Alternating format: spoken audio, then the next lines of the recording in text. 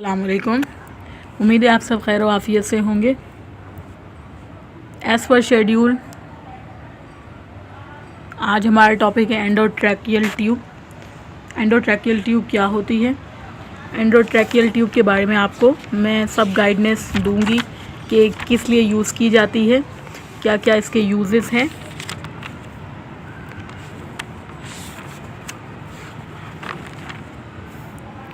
तो सबसे पहले ये जो एंडोट्रैकियल ट्यूब है तमाम मेडिकल पर्सन जो भी है उसके इसके बारे में मालूमात होना लाजमी है।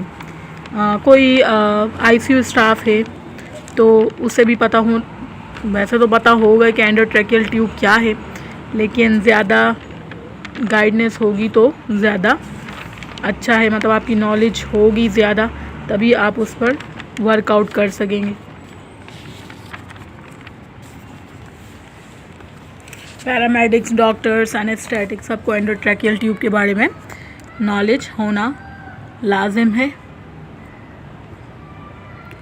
All my viewers, welcome to my channels, like, subscribe and share my all videos and channels.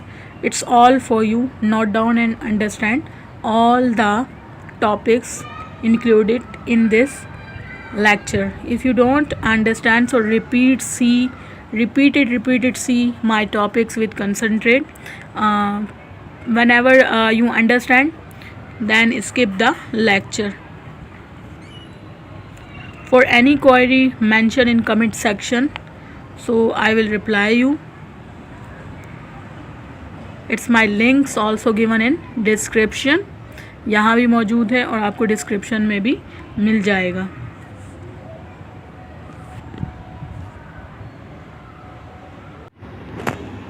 तो टाइम वेस्ट किए बिना आपका लेक्चर का स्टार्ट करते हैं। तो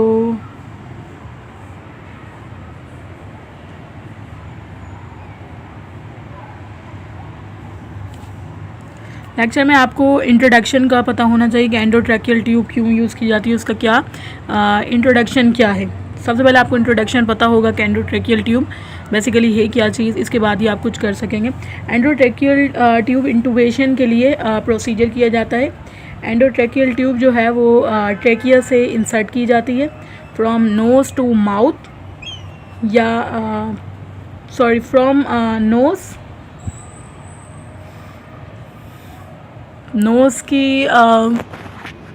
नोज़ से भी इंसर्ट की जाती है और माउथ से भी इंसर्ट की जाती है एंडोट्रैकियल ट्यूब।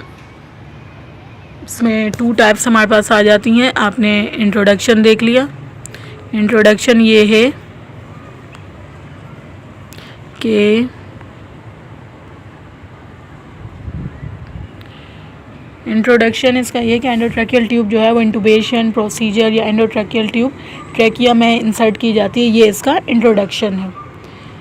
अब कहाँ से मतलब हम इसको इंसर्ट करते हैं, तो नोज़ से हम इंसर्ट करते हैं ट्रैकिया तक, या फिर अगर नोज़ हमारे पास ऑप्शन नहीं है तो हम माउथ से करेंगे ट्रैकिया तक।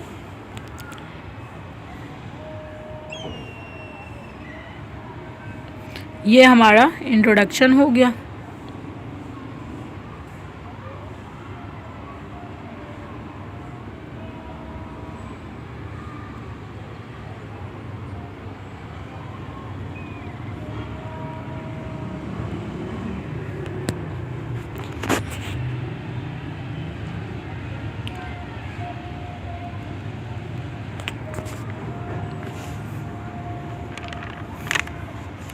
आपको पता होना चाहिए एंडोट्रैकियल ट्यूब जो है उसके पर्पस, इंट्रोडक्शन आपको बताया कि 2 वेज से एंडोट्रैकियल ट्यूब जो है वो इंसर्ट की जाती है, नोज़ से ट्रैकिया तक या माउथ से ट्रैकिया तक। इसके बाद पर्पस का पता होना चाहिए कि क्या क्या पर्पस होंगे जो हम एंडोट्रैकियल ट्यूब जो इंसर्ट करते हैं उसके पर्पस क्या हैं। पेशेंट का एयरवे मेंटेन करने के लिए हम एंडोट्रैकियल ट्यूब इंसर्ट करते हैं। एडमिनिस्ट्रेशन करने के लिए ऑक्सीजन हम पेशेंट को एंडोट्रैकियल ट्यूब इंसर्ट करते हैं। अब अक्सर लोग पूछते हैं मतलब एडमिनिस्ट्रेशन के लिए हम ऑक्सीजन के लिए क्यों यूज़ करते हैं।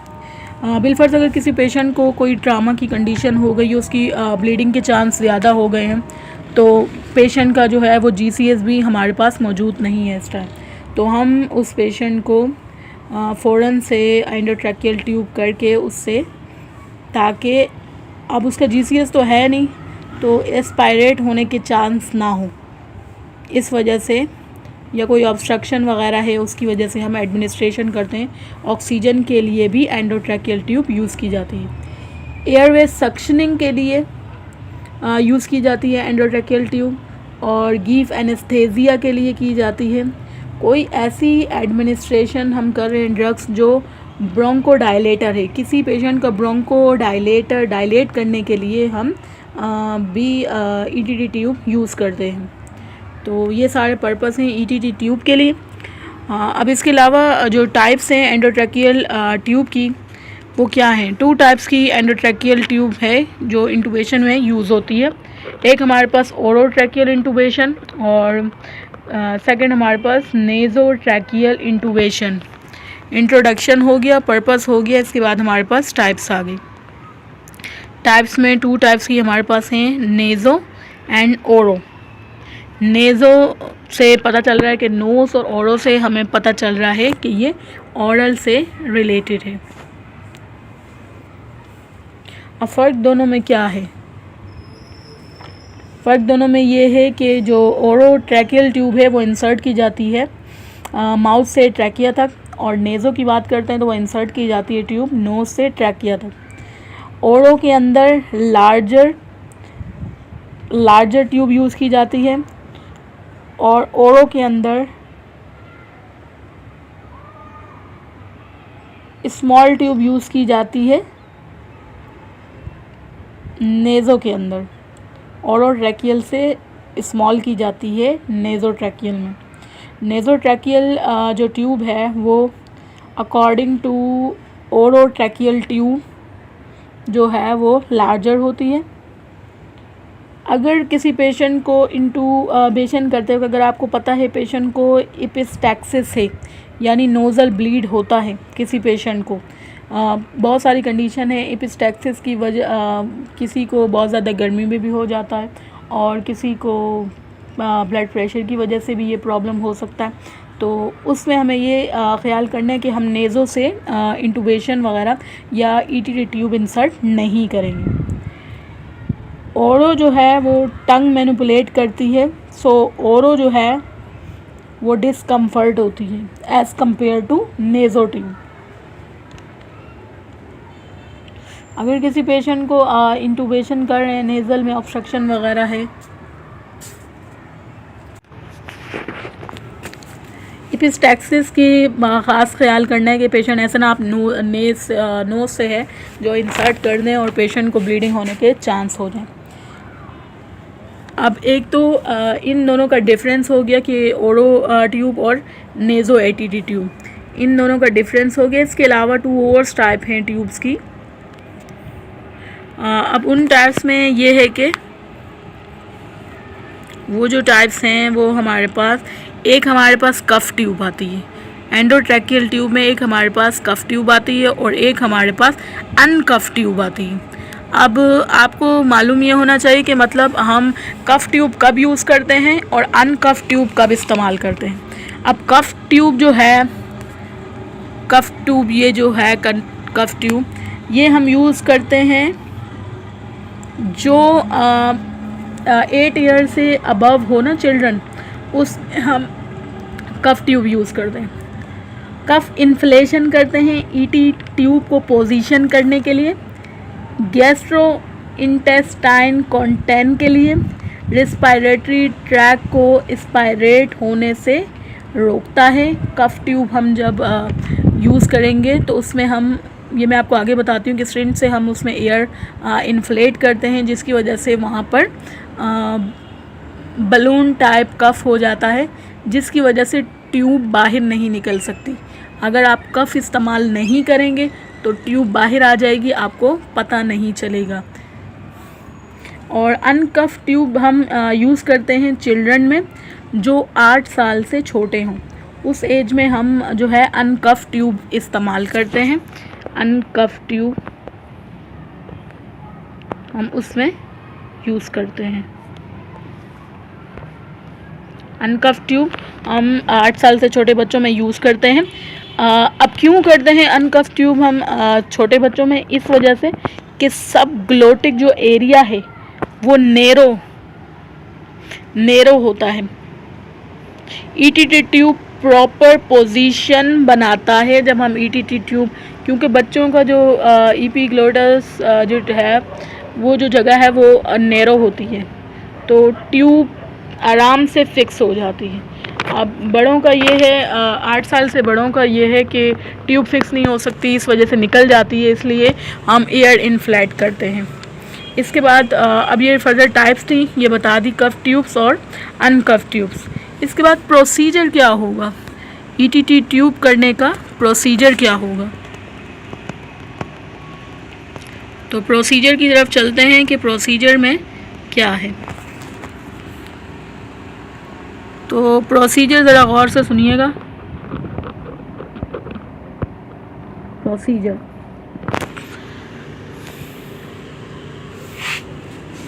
अब प्रोसीजर मैं आपको बताती हूँ। प्रोसीजर है, नोट डाउन कीजिएगा। पोजीशन जो है पेशेंट की वो स्निफ्ट होनी चाहिए।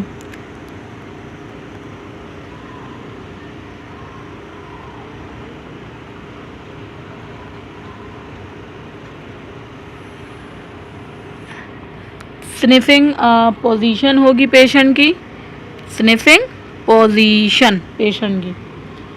हेड जो है पेशेंट का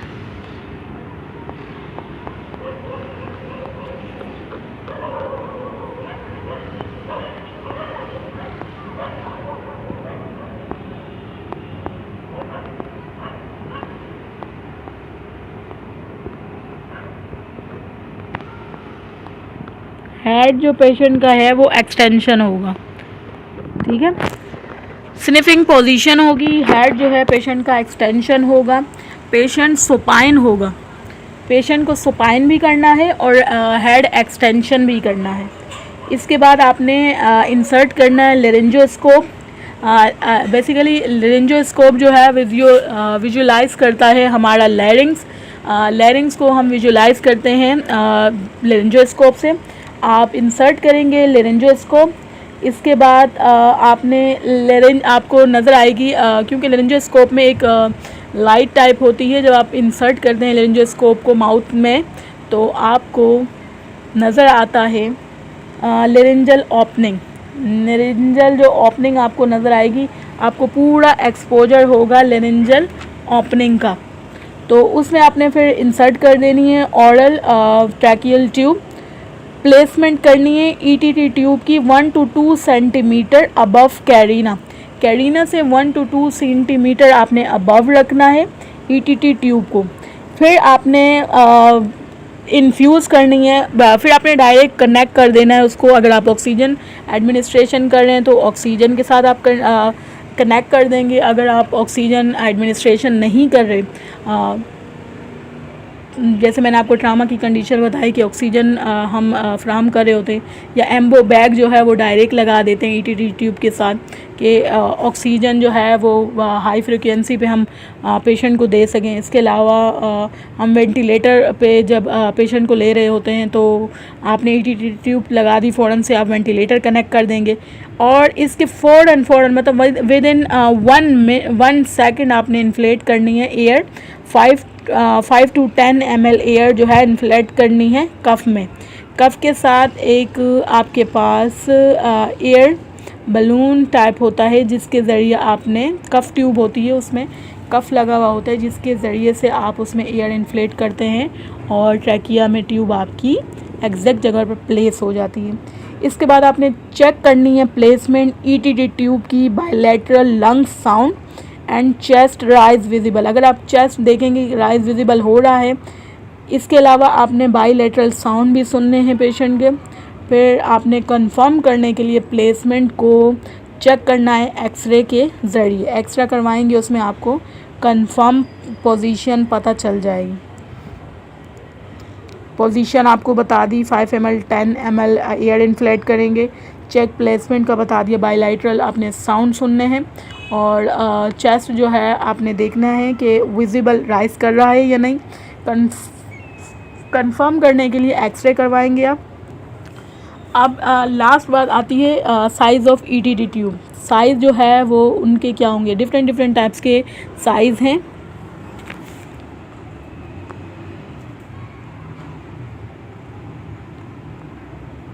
साइज़ हैं डिफरेंट टाइप के।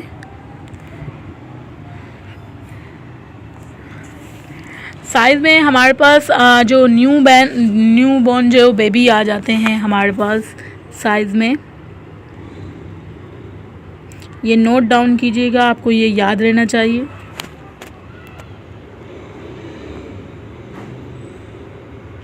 न्यू बॉर्न जो हमारे पास बेबी आते हैं उनकी हमारे पास 2.5 टू 4 mm ईटीटी ट्यूब का साइज़ 2.5 टू 4 mm होना चाहिए। इसके बाद इन्फेंट आ जाता है, एक न्यू बॉर्न है, एक इन्फेंट है हमारे पास। इन्फेंट का आपके पास 4 से 4.5 mm होनी चाहिए ईटीटी ट्यूब का साइज़। ये जो है इंटरनेशनल तौर पर जो हमारे एग्जैक्ट फिक्स किए गए हैं, ये वो सारे साइज़ हैं जो न्यू बॉर्न में हम यूज़ कर रहे होते हैं, 2.5 टू 4 mm। और इन्फेंट में हम 4 से 4.5 mm। चिल्ड्रन में अगर चिल्ड्रन जो है 10 ईयर से अबव है तो उसमें हम यूज़ कर रहे होते हैं 5 टू 7 mm।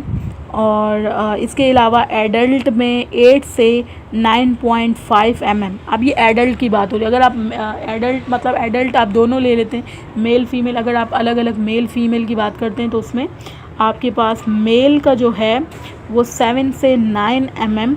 एवरेज जो ज़्यादातर अक्सरियत में 8 mm आता है, लेकिन इंटरनेशनल तौर पर जो है वो 7 से 9 mm है।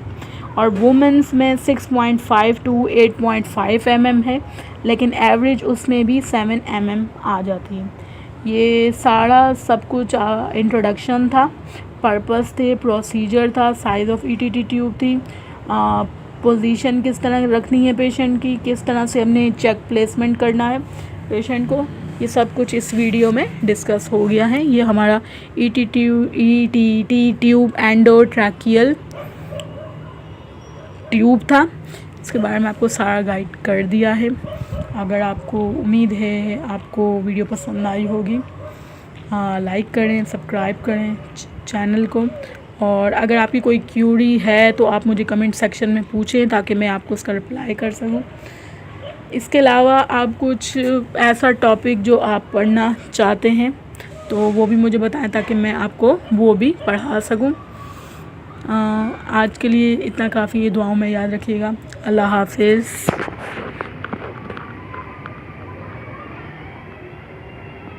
अल्लाह हाफिज़।